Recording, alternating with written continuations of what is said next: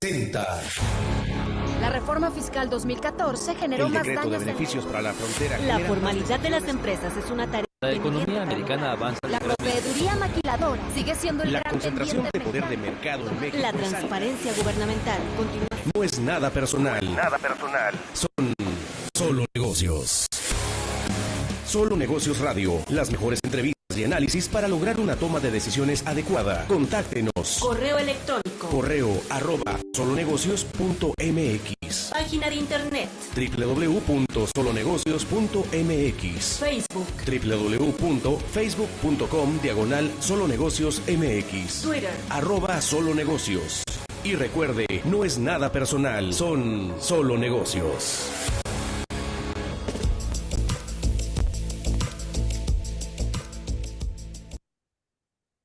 Hola, ¿cómo está? Mi nombre es Alejandro Sandoval, esto es Solo Negocios Radio, transmitiendo a través del 1300 de amplitud modulada, al igual que por internet en Radio Mexicana, nuestras noticias 1300 AM, fanpage en Facebook de nuestra estación de radio y por supuesto en Solo Negocios MX. Y bueno, pues el día de hoy vamos a dedicarlo para platicar de gobierno corporativo con el propósito de conocer mejores prácticas para el desarrollo empresarial y en su caso con fundamento a algunos artículos publicados en el foro de economía, el foro de la Facultad de Derecho de Harvard, que es sobre gobierno corporativo, y el Harvard Business Review. Y bueno, vamos a empezar primero con este artículo que se llama Más allá del nombramiento, comunique las transiciones del CEO para el éxito a largo plazo. Beyond the Appointment, Communicate CEO Transitions for Long-Term Success, que trata en esencia pues de los cambios de dirección de la empresa, cuál es el directivo, cambia el directivo, qué hacer con respecto a ese cambio y cómo comunicarlo. Este artículo es de Julia Fischer y Patrick Ryan de Edelman Smithfield y fue publicado el 25 de julio de 2025, como le digo, en el foro de la Facultad de Derecho de Harvard sobre gobierno corporativo. Bueno, pues básicamente es un documento que destaca que el ritmo de las transiciones directivas ha aumentado entre 2024 y 2025. De hecho, en otro artículo hace unos días leía que había un número importantísimo de renuncias, incluso de directores, y que en su caso, pues el acontecimiento ocurre en un contexto pues muy errático de la economía, como lo sabemos, y por otro lado también ocurre en un escenario donde se requiere que la comunicación institucional, tanto hacia adentro de la empresa como hacia afuera de la empresa, sea asertiva, ¿no? Sea correcta. Y en ese sentido, pues aquí se reconoce que el ritmo de transiciones de direcciones generales aumenta entre 2024 y 2025 por factores como el activismo de los accionistas, la incertidumbre del entorno geopolítico, económico y social. Y bueno, se subraya que las responsabilidades de los consejos de administración se extienden más allá de la selección del candidato adecuado, y esto bajo la lógica de que arriba del director general está un consejo de administración. Claro que puede estar la parte esta de la asamblea de socios en empresas que no ejercen prácticas de gobierno corporativo, pero pues obviamente bajo la presunción de que sí lo ejerzan, y no solo es tener un consejo de administración, ejercer prácticas de gobierno corporativo, sino es un requisito básico, pues las tareas del consejo de administración como el ente de mayor responsabilidad de la empresa no solo es elegir al candidato adecuado o candidata, por supuesto, sino la comunicación efectiva de la transición y el compromiso con las partes interesadas. Recordemos, el concepto de partes interesadas va más allá del simple concepto de pues, los socios, ¿verdad? Y de quizá los socios no documentados, como pueden ser en un momento dado los beneficiarios controladores, que ya es un concepto ya no solo del mundo de la materia antilavado, sino también de la materia fiscal y hoy en día hasta de la materia de financiamiento al terrorismo. Y entonces es un tema pues sumamente relevante que tiene que contemplar la empresa para cumplir con ella. Pero además las partes interesadas también incluyen el contexto que en términos de administración de empresas podríamos concebir pues todas las partes circundantes de la empresa, como pueden ser incluyendo los clientes, como pueden ser los proveedores, por supuesto los empleados y todo ente que esté vinculado en una subordinación directa o indirecta, y por supuesto también la sociedad que ordinariamente es representada por el Estado, pero no necesariamente, ¿no? Entonces, tenemos como una base metodológica la concepción de que son 5 partes interesadas o 5 clasificaciones de partes interesadas: los socios, los empleados, los proveedores, los clientes y la sociedad. Entonces, la comunicación efectiva a la que aduce este artículo, después de elegir a quien sea la persona a cargo de la dirección, pues es la comunicación efectiva de esa transición y cuál es el compromiso que se establece entre el Consejo de Administración, el director o directora elegido y la comunicación con todos los agentes circundantes, las partes interesadas. Este documento y esta publicación específicamente del Foro de la Facultad de Derecho de Harvard se sustenta en un memorando que emite esta firma Edelman-Smithfield.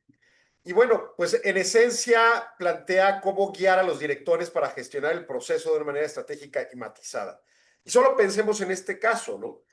Si bien el Consejo de Administración es el ente de mayor responsabilidad, pues muchas de esas responsabilidades se tienen que delegar al director para que opere adecuadamente la empresa.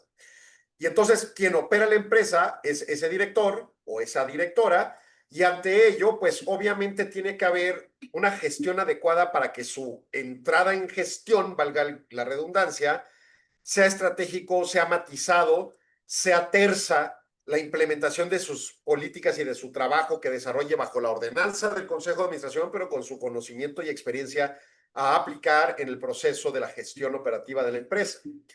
Así las cosas, por ejemplo, nos ponen algunos puntos relevantes. 1. El Consejo de Administración debe establecer el tono y mensajes clave de la transición. O sea, no solo es la temática de anunciar, ya no es tal persona quien dirige la empresa, ahora es esta otra persona, sino cómo se comunica, qué palabras se utilizan, cuál es la tonalidad de los comunicados escritos o en video o en audio o en vivo que se tienen que desarrollar para sustentar y plantear la decisión que se ejerció en el Consejo de Administración. ¿Cuáles son los mensajes claves que se quieren dar a conocer en este proceso de comunicación? Y por ende, esto tiene que estar con fundamento a que la comunicación refleje un proceso reflexivo, y articule por qué el nuevo director es idóneo para las prioridades estratégicas de la empresa. No estamos aquí aduciendo que el director anterior haya salido por alguna razón negativa o por un escenario, o sea, negativa con respecto al director o negativo con respecto a la empresa.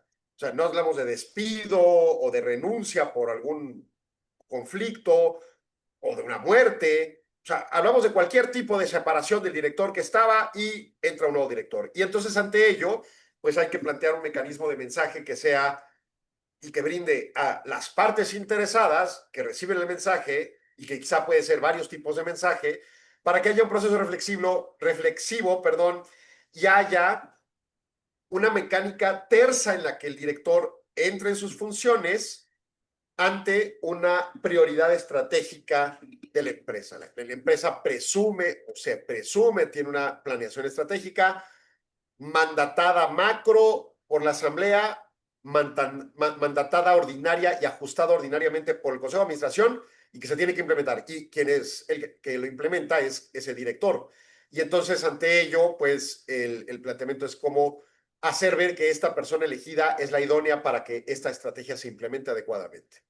Número 2, es crucial preparar respuestas coherentes a las preguntas de por qué salió el director anterior, de nuevo, ante cualquier escenario de salida. Y aún así puede haber detalles limitados, ¿no? O sea, no es necesario ahondar en cosas específicas en algunos casos particulares. Se hace luego el tema de una separación por despido y pues simplemente se tiene que explicar el escenario jurídicamente correcto y circunstancias específicas. Recordemos que estamos bajo el nivel de una cantidad enorme de normas, y este estudio lo hacen en Estados Unidos, pero en México también las tenemos, como de datos personales y datos sensibles, y un razonamiento muy específico y peculiar de despido justificado puede convertirse en un dato sensible que no quieres publicar a los 4 vientos, ¿no?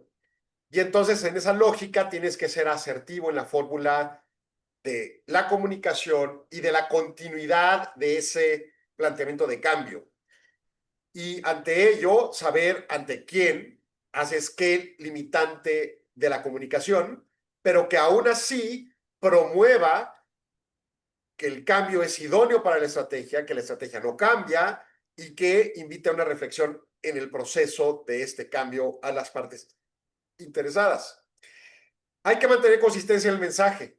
No importa quién sea o cuáles sean los portavoces del mensaje de parte del Consejo de Administración o quien estos nombren.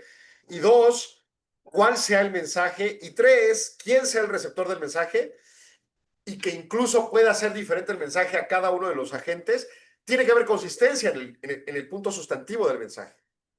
De manera que no se sujete, porque va a ser obvio que pueda haber accionistas, pensamos en una empresa que cotiza en bolsa, y dentro de sus proveedores hay alguien que compró acciones en la bolsa de valores de esta empresa de la que estamos hablando, y entonces ante ello, pues recibe la información como accionista y recibe la información como proveedor, y se da cuenta que hay inconsistencias. No deben ser faltos de consistencia o inconsistentes.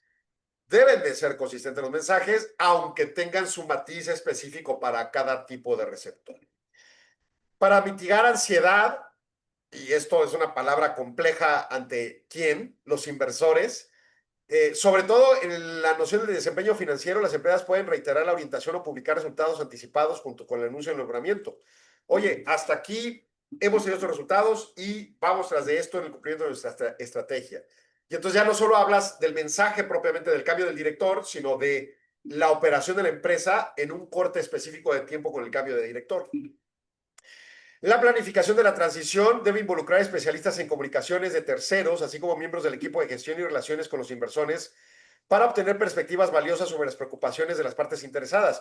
Incluso debería haber un proceso de un análisis previo de qué es lo que va a pasar a la hora de que anunciemos la salida de uno, la entrada del otro y el planteamiento de cómo va la empresa y qué perspectivas puede tener cada receptor del mensaje.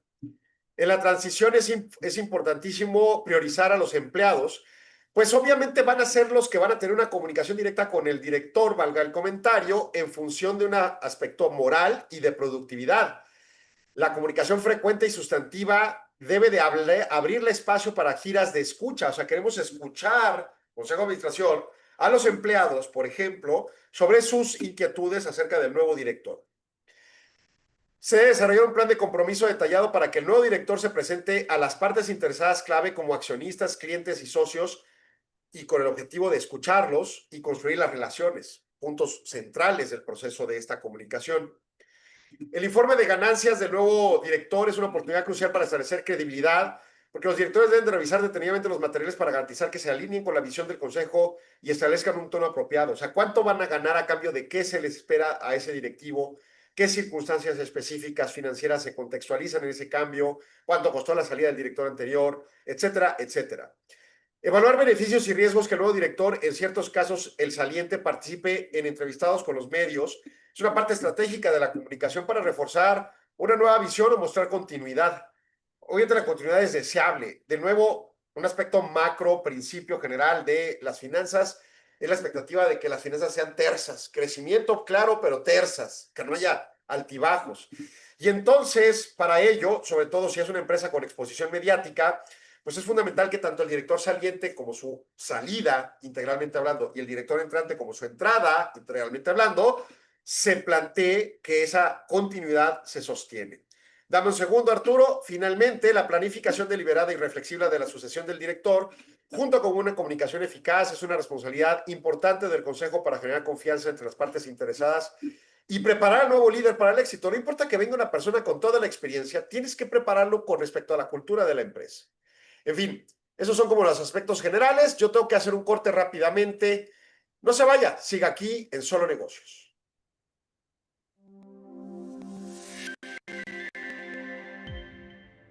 En el tercer foro IMEF ESG, Transformando el futuro empresarial hacia la sostenibilidad, líderes empresariales, expertos en sostenibilidad y representantes de sectores clave se reunirán para dialogar sobre cómo las empresas pueden integrar los principios ESG, ambientales, sociales y de gobernanza, en el corazón de sus estrategias. ¿Cómo puede la gobernanza corporativa fortalecer la sostenibilidad a largo plazo? ¿Qué papel juegan el talento humano y la tecnología en la transformación sostenible? ¿Estamos preparados para enfrentar los nuevos riesgos ESG en un entorno cambiante? A través de paneles especializados, se abordarán temas como la evolución de la gobernanza corporativa, la gestión de riesgos ESG, el papel del talento humano, las inversiones con impacto, la transición energética y la innovación tecnológica. El foro busca no solo compartir buenas prácticas, sino también inspirar acciones concretas que impulsen un modelo empresarial más ético, resiliente y comprometido con el desarrollo sostenible de México y del mundo. Te esperamos el 18 y 19 de agosto en el piso 15 de la Bolsa Mexicana de Valores. Inscríbete aquí, www.foroesg.imef.org.mx.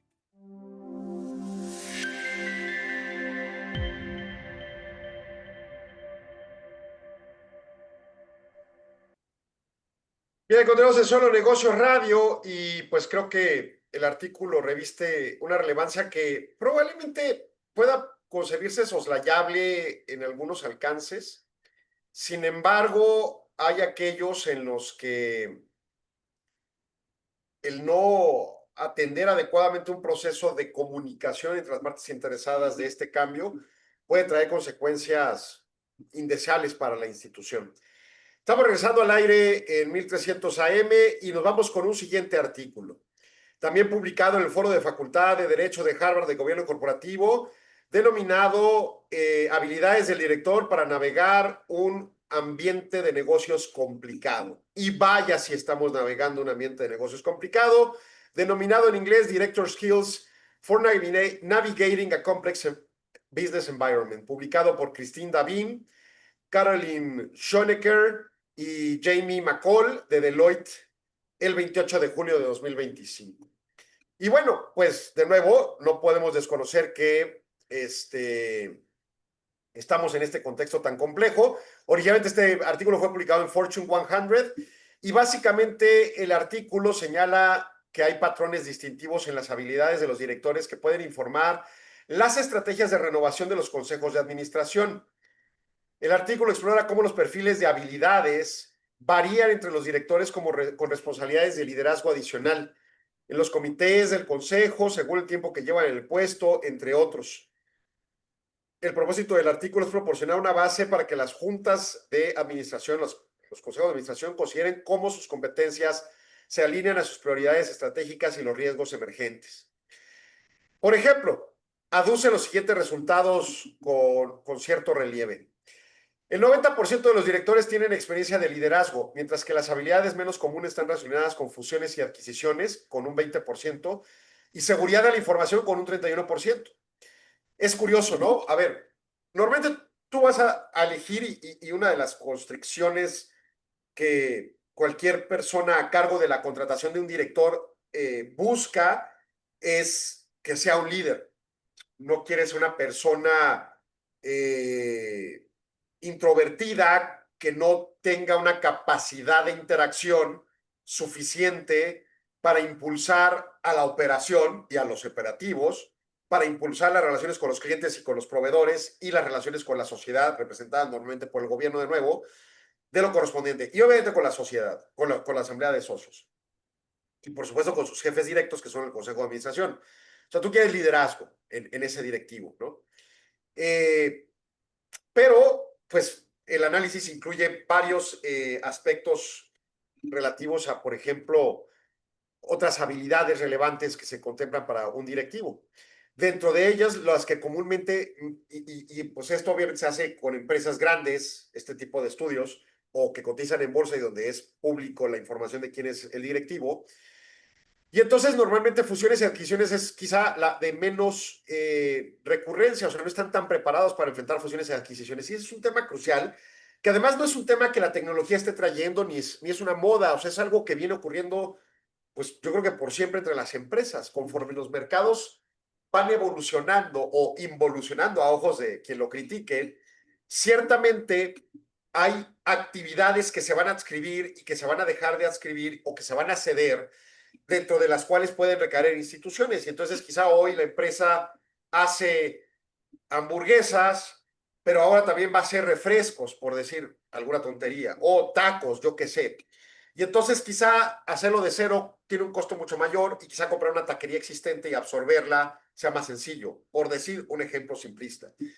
El proceso de fusión y adquisición, que eminentemente es un proceso jurídico con un sustento financiero crucial, pues es uno que tendría que ser adscrito en buena medida por el director, sobre todo el fusionante, o sea, el que recibe, ¿no? Voy a recibir a la nueva empresa, cómo voy a liderarla, cómo voy a hacer la adaptación cultural que corresponde, porque seguramente me quedaré con empleados y procesos culturales que haya tenido esa empresa antes. Y entonces, ante ello, pues tengo que tener no solo un liderazgo, sino una capacidad de comprender esos alcances. Esa habilidad de afrontar fusiones y adquisiciones es fundamental y es poco recurrida, ¿no? Y entonces, pues quizás es un tema en el que diga el Consejo de Administración hay que estar adiestrando a nuestro personal de alta gerencia para los efectos. Y luego, no, número 2, seguridad de la información, cybersecurity. Obviamente es un tema ahora sí más innovador, no tanto de moda como una moda, sino de necesidad por la evolución tecnológica. Y es obvio que la gran mayoría de la gente no esté habilitada a comprender las implicaciones. Digo, lo de menos es tener un antivirus, pero hay mucho más tópicos al fondo, ¿no? Y en esa lógica, pues, ¿qué tan conocedores del tema son estos directivos? Más allá de ese, o sea, no se trata de clamar expertise. De repente empieza a ser ya, soslayable que alguien le levante la mano. Yo soy experto, experto, experto. Ok, qué bien. Nosotros queremos directivos que enfrenten sus operaciones integralmente y entonces que tengan conocimiento. No tiene que ser el experto, pero sí tiene que ser alguien que tenga el conocimiento de las acciones correspondientes. Y entonces aquí aparenta que fusiones y adquisiciones y tema de seguridad de la información no son cosas de amplia experiencia en los directivos existentes encuestados. Habría que hacer lo propio en la empresa. Y entonces ahí hay un tema que ayuda a un director a navegar estos tiempos complejos de negocios, en saber enfrentar fusiones y adquisiciones, saber enfrentar seguridad de la información. Los directores que son nuevos en el consejo son más propensos a tener habilidades en gestión de riesgos en comparación con directores que tienen más tiempo en el puesto. Los más nuevos, quizá por la tendencia, ahora sí quizá algo de moda, empieza a trabajarse más en la temática hoy en día de gestión de riesgos, tan amplia la cantidad de riesgos que enfrentamos, riesgos sistémicos, no sistémicos, y luego ya clasificados entre los diferentes tipos, completamente ajenos como las normas de otro país o las políticas en las relaciones comerciales con el nuestro o las normas internas, pues ese mundo sistémico. Y luego el no sistémico, mi mercado, cómo evoluciona, cómo se mueve, qué requerimientos, los cambios de la conducta de los proveedores, los cambios de la conducta de los empleados, etcétera, ¿no? ¿Cómo vemos esos cambios en una noción de análisis de riesgo y lo que tenemos que enfrentar al respecto? Y luego hace una comparación. Los más nuevos tienen una cierta propensión a estar más preparados al análisis de riesgos y a la gestión de riesgos, que es más el trabajo del director gestionarlos, que los que tienen más tiempo. Entonces, hace énfasis marcado, capacitemos a los de más tiempo en el puesto directivo para estos nuevos hitos, ¿no? Aquellos con roles de liderazgo adicional con el consejo tienen más probabilidades de tener más experiencia. Por ejemplo, un directivo que a su vez tiene algún cargo en un comité de los auxiliares del consejo o tiene alguna otra gestión en la empresa, o sea, tiene diversificación en sus actividades, pues adquieren más experiencias, obviamente. Y ellos tienen integralmente una noción pues más tajante en el dato concreto de experiencia que otros tipos de profesionistas que en el cargo de directivo no cuentan con esa experiencia, ¿no? Solo enfócate en tu dirección general, olvídate de las demás actividades. Y entonces eso hace un detrimento. Hay la necesidad de una versatilidad, podríamos decir, ¿no? Los comités del Consejo de la lista Fortune 100 están liderados por directores con habilidades pertinentes. Por ejemplo, las habilidades financieras son prevalentes para los presidentes del comité de auditoría. Esto lo vimos cuando dábamos lectura del Código de Mejores Prácticas de Gobierno Corporativo, Código de Principios de Mejores Prácticas de Gobierno Corporativo del CCE Nacional, en donde al hablar de órgano auxiliar llamado Comité de Auditoría, pues obviamente quieres que sepan de finanzas, pues van a auditar las finanzas como principio general.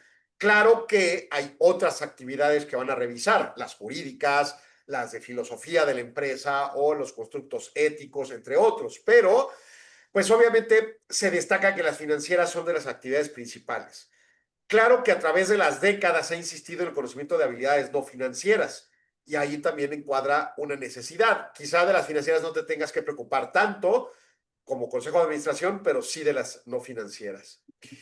Y finalmente el estudio subraya que una composición equilibrada del Consejo de Administración que considera la alineación de competencias con las necesidades de supervisión a largo plazo de la organización es un aspecto importante de la estrategia de gobernanza. ¿Cómo se compone el Consejo de Administración? Aquí ya brincaríamos jerárquicamente de la dirección o de la alta dirección a el Consejo de Administración. Y entonces, un Consejo de Administración equilibrado en conocimientos es fundamental. Vamos a tener 5 consejeros. Uno, patrimonial, que tiene como principal relevancia representar los intereses de los accionistas. Otro, experto en finanzas. Otro, experto en derecho. Otro, experto en ciberseguridad. Otro, experto en operaciones, en ingeniería, en hacer hamburguesas, en armar ventas, no sé, lo que corresponda al mercado de la empresa, ¿no? Un equilibrio en la composición de conocimientos, de experiencias, de antigüedad y de juventud, y por antigüedad sí me refiero a la edad, es lo que pudiera provocar que en el largo plazo los procesos y necesidades de supervisión se satisfagan plenamente. El equilibrio es más fundamental que todos idénticos, todos abogados o todos financieros, ¿no? No es el ideal, ¿no? Porque se pierden oportunidades de reconocimientos. Y claro que cuentan con recursos para armar mejores comités, órganos auxiliares, con los profesionistas y con los asesores que requieran, si es que la empresa tiene la capacidad financiera para enfrentarlo. Pero no solo se trata de ser perceptivo ante la recomendación de un asesor experto, ahí sí, sino también de tener el conocimiento claro, si no actualizado, de ciertas materias que la empresa va a enfrentar. Pensemos en una empresa restaurantera, pues quizás su gestión electrónica y tecnológica y sobre todo de telecomunicaciones no sea tan fundamental como tener un cuidado pleno de que la alimentación, de los alimentos que están comprando, pues estén bien hechos y no vayan a estar matando a tus comensales, o traer problemas de permisos, o traer problemas de higiene, o sea, ese es el negocio toral, ¿verdad? Negocio de hamburguesas, pues bueno, que la carne no esté mala, punto, que no tenga gusano barrenador o lo que quieras. Y quizá el que te ataque en materia de ciberseguridad, pues el impacto negativo sea menor a una empresa que maneja datos, que su negocio son la información y los datos, pues a esa empresa le pega mucho más un ataque de ciberseguridad que la carne de la cocina, de la cafetería interna no esté buena. O sea, sí te afecta, pero no es el negocio principal, ¿me explico? Entonces, en esa lógica es como, de alguna manera, una composición equilibrada del Consejo de Administración en esa nueva escala jerárquica puede traer como implicación directa un beneficio en el largo plazo, no solo a la operación propiamente, sino incluso y además al alcance de la supervisión a largo plazo, de saber responder ante la revisión o de tener y ejercer como Consejo de Administración, y su tarea primordial, supervisar la operación de la empresa. Estos son los puntos que puedo destacar más relevantes de este artículo. Es un artículo que como que sesga más a hablar de los directivos, pero también habla de los consejeros de administración, y quizá todos los elementos que cité también aducen a que también serían deseables en estos, o se fundamentan en algunos argumentos que corresponden a el Consejo de Administración, no solo al director o directora general de la empresa. Y entonces, pues habilidades. No estamos hablando de, tiene que saber de aranceles, o sea, sería deseable si el mercado de la empresa es comprar insumos importados o vender insumos de exportación, pero, pues, digo, es parte del ambiente complejo de negocios al que aduce el título del artículo y el artículo en el fondo, ¿no? O sea, estas nuevas épocas, en donde si bien la certidumbre es esperada, la realidad es que no es lograda, pues es el tipo de épocas que requiere gente con mayores preparaciones, con estos énfasis destacados por estos articulistas. Voy a corte, regresamos en segundo, no se vaya, siga en Solo Negocios.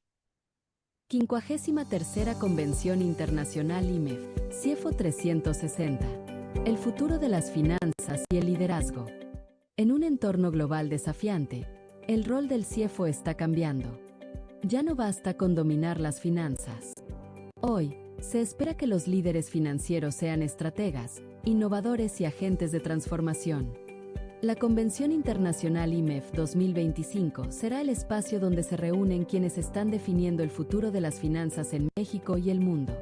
Abordaremos cómo los CIEFO enfrentan un contexto de disrupción tecnológica, incertidumbre geopolítica y presión por la sostenibilidad. Hablaremos de inteligencia artificial, automatización, modelos de gobernanza resilientes y liderazgo con visión 360. Todo en un escenario incomparable. Los Cabos, donde la reflexión estratégica se combina con la inspiración del entorno. No puedes faltar. Quiero, merezco, necesito estar ahí. Nos vemos del 19 al 21 de noviembre en la Convención IMEF, CIEFO 360. Regístrate ya en convención.imef.org.mx. Los Cabos te espera. El futuro también. Y créame que no me acordaba con precisión lo que decía el comercial de la convención de IMEF, pero es precisamente lo que acabo de hablar, ¿no? Quienes están escuchando en redes sociales, vieron el comercial, aduce precisamente a esa visión de 360 de un directivo. Y en ese caso, IMEF lo enfoca mucho al directivo financiero, pero creo que argumenta precisamente en el entorno del Consejo de Administración, del director general y del directivo financiero incluso. Y estamos regresando al aire 1300 y ahora nos vamos con otro artículo. Este se publica en el Harvard Business Review, una revista de la Universidad de Harvard, y se llama ¿Cómo mantenerse a la cabeza de los proyectos de equipo sin la microadministración? How to stay on top of your team's projects without micromanaging. Es formulado por Melody Wilding y se publicó el 28 de julio. ¿Qué es el micromanaging? A mi entender, no soy un conocedor del tema profundo, pero es esto de estar encima del proyecto así. No importa que sea un proyecto operativo de menor nivel, es un proyecto de la empresa y los directivos están encima de los operativos al grado que abruman, ¿no? Pensemos que esa es la implicación. Bueno, ¿cómo mantenerse a la cabeza de tus proyectos de equipo como director de la empresa sin abrumar, sin microadministrar a la gente a cargo del mismo, ¿no? Y bueno, pues el artículo aborda la complejidad de los líderes para mantener la visibilidad del trabajo de su equipo sin caer en la microgestión. Microadministración le dije yo, microgestión, mejor palabra. Subraya que una visibilidad inadecuada puede llevar a problemas inesperados. O sea, hacerse a un lado completamente, pues no es para nada lo adecuado. Pues, tu tarea como directivo es el hecho de enfrentar, pues de alguna manera asertiva el proceso del proyecto, pero estar encima con esa microgestión, esa abrumadora posición de estar encima de la gente, pues no ayuda tampoco, ¿no? Y entonces, si hay un exceso de involucramiento, puede generar desconfianza y percepción de control exceso, y si no hay gestión de ningún tipo, pues obviamente puede descarrilarse el proyecto, ¿no? Obviamente hay directivos experimentados y gerentes a cargo de los proyectos experimentados que seguramente podrían chocar ante esa microgestión. Bueno, el texto propone que la visibilidad no debe ser accidental, sino estrategia deliberada en una cuadrícula de visibilidad, que es alguna metodología que ofrece el artículo Visibility Grid, como herramienta para categorizar proyectos y adaptar el nivel de supervisión. Para evitar la microgestión, por ejemplo, señala, los líderes deben categorizar los proyectos en una cuadrícula de visibilidad basada en la profundidad de detalles requeridos y la frecuencia de la comunicación. Puede haber proyectos recurrentes que incluso ya tengan tiempo suficiente en donde la gente esté acostumbrada a desarrollarlos y no requieren de una supervisión de estar encima de la gente porque ya hay experiencia. Y en todo caso, quizás sean tan recurrentes que se puedan fijar criterios de algoritmos que reporten las alteraciones cuando competa el reporte, las notificaciones, y que no reporte nada ni requiera la atención del directivo cuando esté ordinariamente operando la empresa. Que en todo caso se apliquen auditorías periódicas, ya sean programadas o no, que hagan por al azar algunas revisiones específicas, pero no requieren de esa microgestión. Habrá dentro de la cuadrícula un análisis de profundidad y de complejidad, quizá de innovación del proyecto, en donde sí requiera una mayor atención, ¿no? Ese es el ánimo de la cuadrícula, ¿no? Clasificar para saber cuáles tienen menor profundidad y cuáles más. Y un mecanismo de reporteo, oye, repórtame cómo va el proyecto, aunque sea tradicional y de experiencia plena, gerente y su equipo que esté a cargo. En el caso de proyectos más complejos, más innovadores, pues quizá una frecuencia de comunicación más amplia, una frecuencia de involucramiento más amplio de los directivos, ¿no? Hay cuatro cuadrículas que clasifica hay cuatro categorías, perdón, que clasifica la cuadrícula propuesta por la autora Wilding, y básicamente habla de proyectos de alta frecuencia y alto detalle. Son críticos para la visión estratégica de la empresa. 2, proyectos de alta frecuencia y bajo detalle. Necesitan revisiones rápidas, ordinarias, ¿no? Proyectos de baja frecuencia y alto detalle. Son grandes y lentos. No ocurren muy seguido. Son grandes proyectos, quizá recurrentemente realizados a través de los años, pero son lentos de desarrollarse. Y entonces hay que ver detalle, pero no hay que estar encima todo el tiempo. Y proyectos de baja frecuencia y bajo detalle. Proyectos prácticamente autónomos que, de nuevo, quizá con un algoritmo bien construido, puede estarte dando notificación cuando hay alteraciones y no molestar nunca más. Y ya leerás el reporte ordinario cada periodicidad que el detalle requiera o amerite, y con ello trabaja. 3, es vital comunicar claramente las expectativas a los equipos sobre qué información se necesita, cuándo y en qué formato. Evitar inconsistencias y fomentar la confianza. Le doy un ejemplo que me pasó. A una empresa específica me tocaba verificar las finanzas y era su producto muy complejo de medir, porque no era un producto, sino una multiplicidad muy amplia de productos, casi trajes a la medida a cada cliente. Y entonces era muy difícil medir cuánto nos costaba cada producto. Sabíamos medir los fierros, ¿verdad? ¿Cuántos fierros usaste? ¿Cuántas partes de insumos usaste? Sabíamos medir el costo general de la bodega y podíamos entender una división asignada proporcional de estos costos indirectos en el producto. Pero el tema de la mano de obra era complicado porque un robot que siempre hace lo mismo, o incluso un operador humano que siempre hace lo mismo para el mismo producto, pues mide sus horas hombre entre lo que produjo y listo. Pero este tipo de productos en donde requerían una aplicación intelectual de mayor o menor dimensión, dependiendo el tipo de producto que le tocaba o de parte del producto que le tocaba hacer a cada empleado, requería de una atención peculiar, porque no valía lo mismo la hora que le dedicaba a un producto ordinario que a un producto más complejo. Tanto en la noción de costo real financieramente hablando, como del tiempo y esfuerzo que le requería el empleado. Hacer un producto sencillo, por ejemplo, pegar un cable con otro, por decir un ejemplo simplista, requiere un esfuerzo físico específico, si es que se hace sin automatización, pensemos. Diseñar, verificar en vivo pruebas y luego ensamblar un producto complejo y traje a la medida para el cliente, sobre todo en pedacitos para construir el producto completo, sí provoca ya no solo el tiempo que el individuo le lleva a desarrollarlo, o los individuos que están involucrados, sino el desgaste que esa aplicación de esfuerzo intelectual te provoca. Cuando me piden un contrato ordinario laboral en donde tenemos un estándar jurídico de cumplimiento y ya reconocido que hace la empresa y se replican los contratos con reserva de ciertas cláusulas peculiares, pues se hace y listo.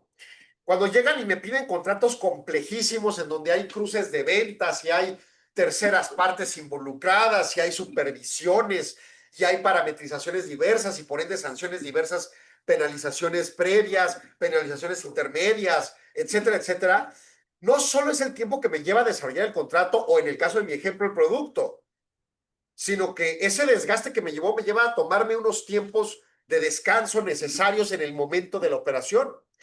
A los empleados de esta fábrica también.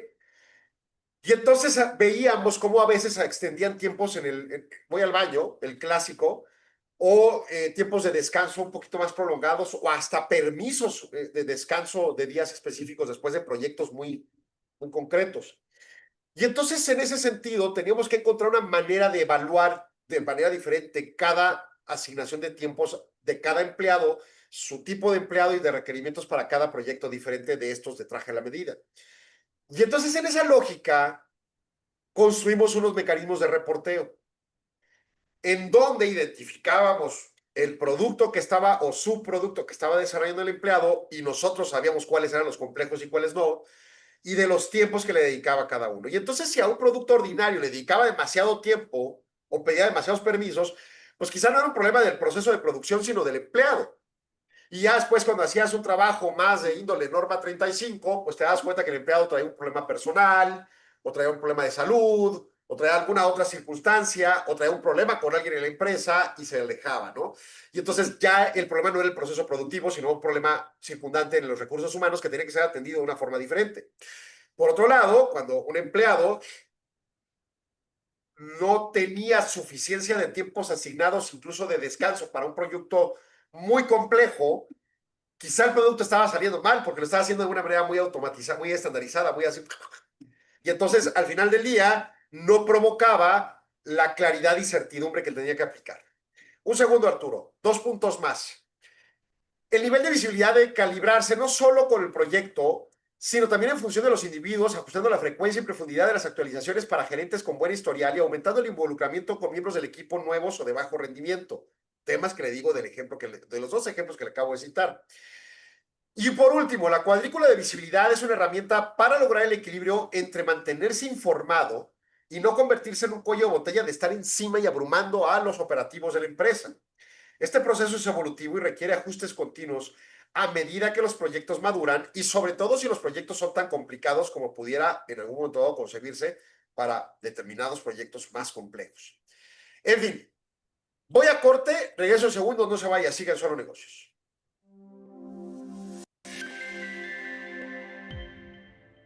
En el tercer foro IMEF ESG, Transformando el futuro empresarial hacia la sostenibilidad. Líderes empresariales, expertos en sostenibilidad y representantes de sectores clave se reunirán para dialogar sobre cómo las empresas pueden integrar los principios ESG, ambientales, sociales y de gobernanza, en el corazón de sus estrategias. ¿Cómo puede la gobernanza corporativa fortalecer la sostenibilidad a largo plazo? ¿Qué papel juegan el talento humano y la tecnología en la transformación sostenible? ¿Estamos preparados para enfrentar los nuevos riesgos ESG en un entorno cambiante? A través de paneles especializados, se abordarán temas como la evolución de la gobernanza corporativa, la gestión de riesgos ESG, el papel del talento humano, las inversiones con impacto, la transición energética y la innovación tecnológica. El foro busca no solo compartir buenas prácticas, sino también inspirar acciones concretas que impulsen un modelo empresarial más ético, resiliente y comprometido con el desarrollo sostenible de México y del mundo. Te esperamos el 18 y 19 de agosto en el piso 15 de la Bolsa Mexicana de Valores. Inscríbete aquí, www.foroesg.imef.org.mx.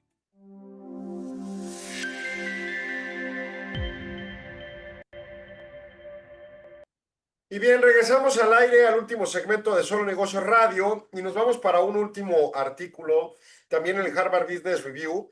Este se llama ¿Cuándo innovar y cuándo imitar? When to innovate and when to imitate, publicado por Felipe Sazar, Rebeca Karp y Marie Roche.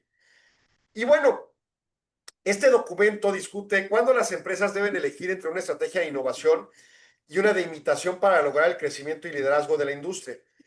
El marco de referencia del artículo se basa en dos dimensiones clave: la madurez de la industria o del sector al que pertenece, subsector al que pertenece la empresa, y la posición de la empresa dentro de ese subsector. Es una empresa nueva, es una empresa en crecimiento, es una empresa pequeña, es una empresa grande, es una empresa que ya innovó demasiado y quizá pues quieren administrar, etcétera, etcétera. Al respecto, que es un tema que están tratando estos autores, pues de índole, vamos a clasificarlo por carreras profesionales de administración de empresas. En economía existen teorías económicas que plantean, incluso que quizá con calificativos, algunas veces hasta peyorativos en la inferencia indirecta, plantean que un empresario es un innovador y que un mero administrador pues solo administra la empresa y ya, ¿no? O sea, yo puse una taquería y no inventé nada del otro mundo. Son tacos de lo más ordinario, en carbón, tacos de tortilla de maíz, carne determinada, salsas muy sencillitas y refrescos. Punto. No invento el hilo negro, ¿no? O me aviento a conseguir carbón muy especial de alguna región del planeta, con carne muy especial de alguna región de Chihuahua o Sonora, que son las mejores, o me aviento con tortilla muy especial de un nixtamal o alguna otra variedad de maíz para poder provocar una tortilla espectacular, y me aviento unas bebidas espectaculares y unas salsas de primerísimo nivel, innovando, ¿no? Y además a los 2 años o al año creo otro producto más y otro producto, y entonces de repente innovo y traigo nuevas cosas a la mesa y a la oferta del mercado. Entonces tenemos estas dos empresas, ¿no? Y entonces la teoría económica hablaría más en una perspectiva de que el innovador va evolucionando el mercado y el otro pues nada más se administra con lo sencillo, ¿no? Las dos son válidas.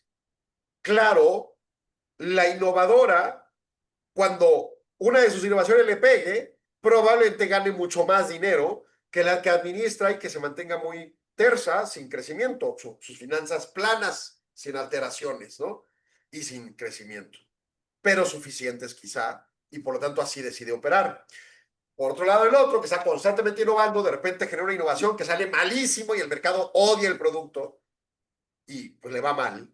Y de repente saca un superproducto impresionante y la gente corre a la tienda, al restaurante y lo compra, ¿verdad? Y las ventas se disparan enormemente. Y entonces, ese es un producto innovador. Si es una empresa que recurrentemente hace eso, pues su perspectiva financiera, que si bien es presumiblemente o en la expectativa positiva, tiene tantos vaivenes que seguramente trae alteraciones financieras que pueden traer daños importantes a la empresa. El planteamiento en el fondo de este artículo es: la empresa en algunas ocasiones debe innovar, en otras cosas debe de administrar e imitar. Y el planteamiento es, dependiendo de la madurez del subsector económico y de la ubicación de la empresa en dicho subsector económico, qué papel juega, si es de las principales, de las más chiquitas, de las más nuevas, de las más antiguas, pues va a determinar mucho cuándo estar en qué posición. Los autores sugieren que antes de decidir cómo innovar, las empresas deben determinar si la innovación es una estrategia correcta. Para tomar la decisión, las empresas pueden usar un diagrama de nube de la industria que visualiza su posición y la de sus competidores con base a criterios de rendimiento como calidad y costo. O sea, es una clasificación, un benchmarking, le decimos en estudios de mercado, ¿no? ¿Dónde estoy y quién soy en este mercado del que participo para saber ponderar mi ubicación en cuanto a calidad y costo, así como el rendimiento, ¿no? Realmente es una empresa rentable, es un mercado no rentable, mi empresa me da más rentabilidad que el mercado o no. Es un tema muy difícil para economía como la de México porque no tenemos datos para hacer comparaciones asertivos, pero hay algunos. Y estamos algunos intentando construir otros y no nos pelan con el indicador IMEF, por cierto. Pero bueno, el punto en concreto es que aún con la falta de datos comparado, por ejemplo, con cruzando el río Bravo y teniendo El Paso, Texas, aquí de vecino, sabemos que tiene una cantidad de información impresionante para este tipo de decisiones. Bueno, cada lugar con lo que tenga y a afrontar el escenario. ¿Cómo tomar esta decisión entonces? Con un modelo o metodología de nube de la industria que nos ayude a visualizar la posición de la empresa y de nuestros competidores en función de estos 3 criterios, dice y propone el artículo: rendimiento, costos y calidad. También se detalla en el artículo ¿Cómo las empresas pueden alinear su estructura, talento, rutinas y calendario para implementar estrategias elegidas, ya sea de innovación o de imitación? O sea, mi estrategia, y de nuevo me voy a un consejo de administración encargado de la ejecución de la planeación estratégica, a una asamblea de socios encargado de la macro decisión de planeación estratégica, y a un directivo y gerentes y operadores que ejecutan la planeación estratégica. Bueno, vamos a adaptar la estructura organizacional y de capital físico de la empresa, del capital intelectual de la empresa, de capital intangible de la empresa, el talento, el capital humano, las rutinas, el calendario de implementación según la estrategia elegida. Decidimos estar en una época de ser innovadores o decidimos estar en una época de ser imitadores. Adapto las operaciones de lo citado a ello. Una empresa debe innovar si opera en una industria naciente o un subsector económico naciente, ya que existen muchas oportunidades valiosas e inexploradas. En ese escenario es ventajoso saltar por encima de la competencia para explorar nuevos territorios. Hablemos de la inteligencia artificial. Hay N,000 empresas entrándole. Tenemos a las famosas, lideradas, a los proyectos portales famosos de inteligencia artificial, liderados por los grandes emporios de la comunicación o de la multimedia o de, como le querramos llamar, la cibernética, ¿no? La tecnología. Y entonces está Gemini de Google o Alphabet y tiene Google AI Studio y luego tiene Notebook, tiene esas tres a mi saber. Y luego tienes a ChatGPT con aportación de Microsoft y pues ahí más o menos metidos. Microsoft tiene propiamente a Copilot y tienes a otras dos empresas como Perplexity, tienes a la gente de Elon Musk con Gork y tienes a la gente de, se me olvidó el nombre de la empresa, pero de Claude, ¿no? Que es otra de las inteligencias artificiales más recurridas. Pero luego tienes otra cantidad gigantesca de inteligencias artificiales muy focalizadas, también comercialmente conocidas, como las de Discord, de diseño gráfico, que nunca la he aprendido a usar, nunca he podido, pero ahí está, y veo que es muy usada.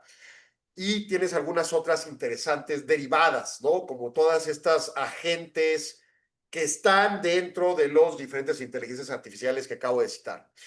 Y luego tienes otro mundo de inteligencias artificiales y de programadores y potenciadores de las inteligencias artificiales existentes para crear productos específicos para empresas.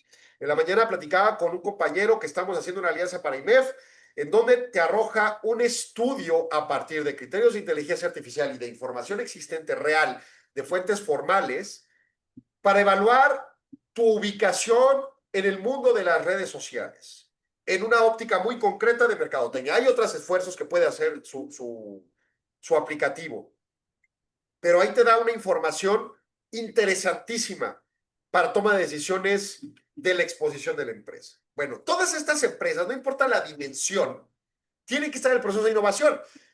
No es extraño que no pasan ni 6 meses y salen las nuevas versiones de cada una de estas inteligencias artificiales.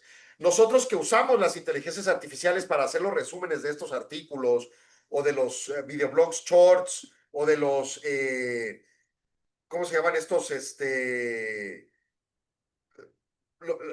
Por ejemplo, cuando, no sé si se ha dado cuenta, pero tenemos como una semana aplicando todos estos programas de radio que duran 1 hora por segmentos en las redes sociales. O sea, los rompemos por segmentos.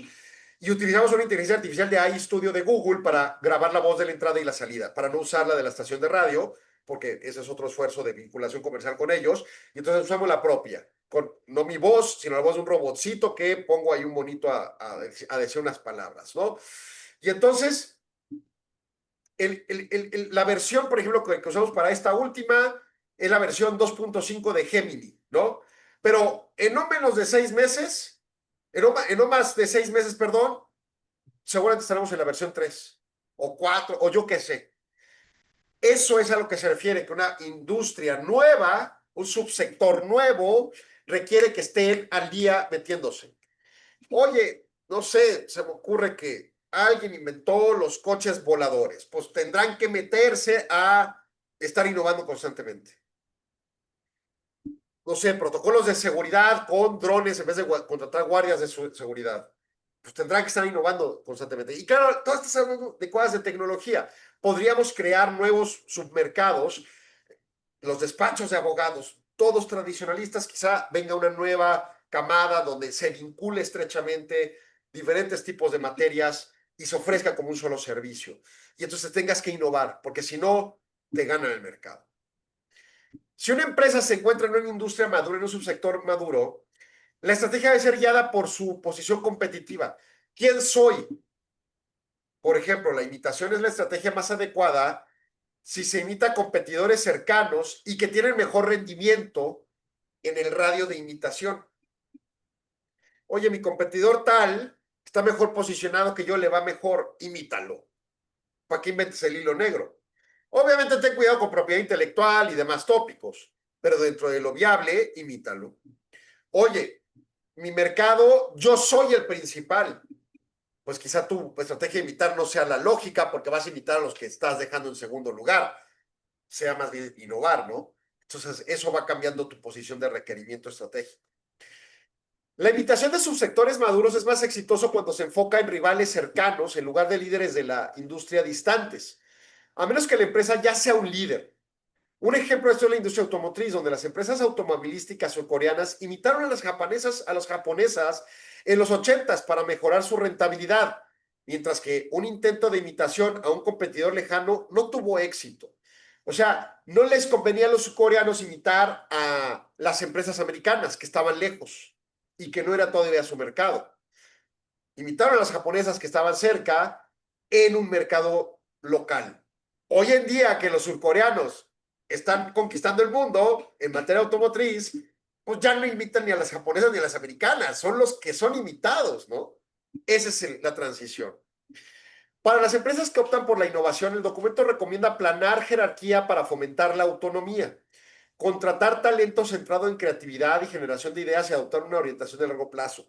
O sea, las empresas que tienen como estrategia innovar a partir de los criterios metodológicos establecidos por el artículo y sus citas, porque es un artículo comercial, hay que ver los artículos profundos. Voy, Arturo, dame un segundo. El planteamiento es que tienes que basarte en capital humano y una operación jerárquicamente así vertical es absurda, no conviene.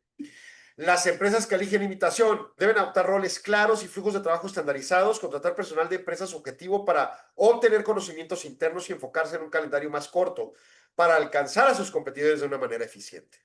Me parece sumamente sensatos todas estas recomendaciones. Se nos acabó el programa. Nos escuchamos mañana. Platicaremos de tesis de la Corte y tesis de los tribunales federales y de justicia administrativa. Así que, punto de las 4, mañana aquí en Radio Mexicana. Buenas tardes. Gracias, Arturo, por tu apoyo. Agradecemos su atención. Nos escuchamos de lunes a viernes de 4 a 5 p.m. a través de Radio Mexicana 1300 AM. Contáctenos. Correo electrónico. correo@solonegocios.mx. Página de internet. www.solonegocios.mx. Facebook. www.facebook.com/solonegociosmx. Twitter. @solonegocios. Y recuerde, no es nada personal, son solo negocios. Radio Mexicana, nuestras noticias, presentó.